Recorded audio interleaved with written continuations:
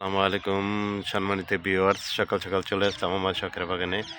এই দেখতেছেন আমার শখের বাগানের ড্রেনগুলো আলহামদুলিল্লাহ ক্লিয়ার হয়েছে।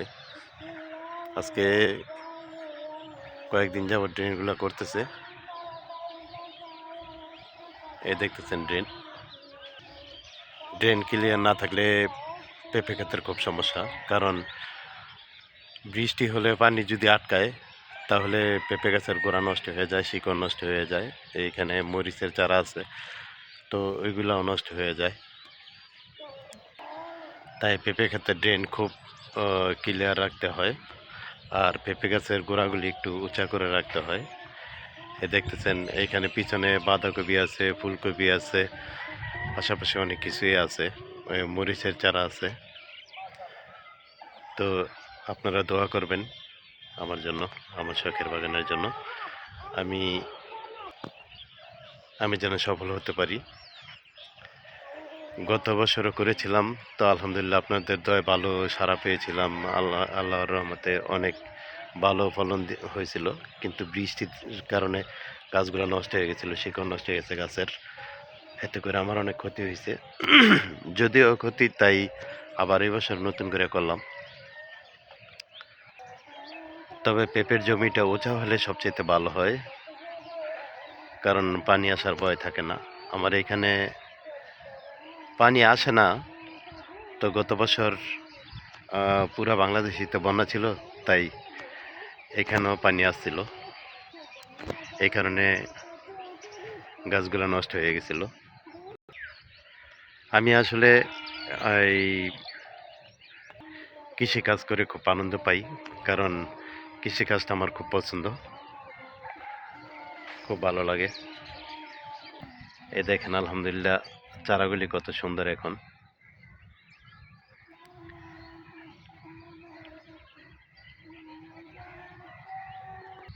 খেয়াল করে দেখেন প্রত্যেকটা চারার মাঝখানে কিন্তু আবার মরিচের চারা আছে। এই জন্যেই এই ড্রেনগুলো ক্লিয়ার। আর এই দেখেন গাছের গোড়ায় কত সুন্দর করে মাটি দেওয়া হয়েছে, যাতে পানিটা না আটকে। এদিকে দেখতেছেন টাঙ্কি, এই টাঙ্কি ফুল পানি। যখন পানি থাকে না, হ্যাঁ, মেশিন দিয়ে পানি দেওয়ার প্রয়োজন মনে করি না, ওই সময় ওইখান থেকে টাঙ্কি থেকে পানি নিয়ে কিছু কিছু গাছের গোড়ায় দিতে হয়। কারণ অনেক গাছের গোড়ায় অনেক সময় দেখা গেছে পানির প্রয়োজন হয়, তো ওই গাছের গোড়ায় পানি দিয়ে দেই। পেঁপের আবাদ করলে পানি জরুরি, কারণ পেঁপে খেতে খুব বেশি পানি লাগে। আর এই দেখতেছেন টাঙ্কি, এটা এখন আমার ফুল আছে।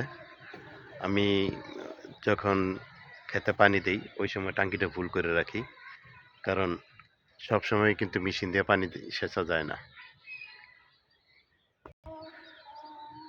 পেঁপে ক্ষেত করতে হলে পেঁপে ক্ষেতের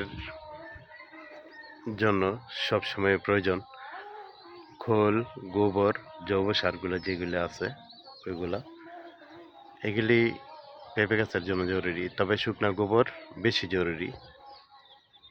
আর আমরা মাইটা সার যেটা বলি, ওইটা আপনি যদি দেন তাহলে বাংলা ডেপটা দিবেন। বাংলা ডেপ দিলে গাছের জন্য সবচেয়ে বেশি উপকার। আর পেঁপে খেতে সর্বোচ্চ 15 দিন পর পর পানি ছেঁচা লাগে। পানিটা পেঁপে ক্ষেতের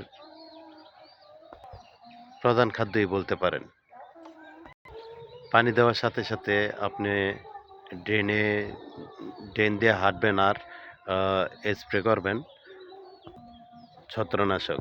কারণ ছত্রনাশকটা দিলে গাছের এই যে কোঁকড়ানো, এগুলোর সমস্যা হয় না। আর গাছের শিকড়টা পচার ভয় থাকে না। তাছাড়া গাছ পচার অনেক ভয় থাকে। আর পেঁপে গাছটা কিন্তু একদম নরম জিনিস, এটার গোড়ায় অল্প সময় পানি আটকিলেই শিকড়টা পচে যায়। তাই দ্রুত ছত্রনাশকটা ব্যবহার করতে হয়।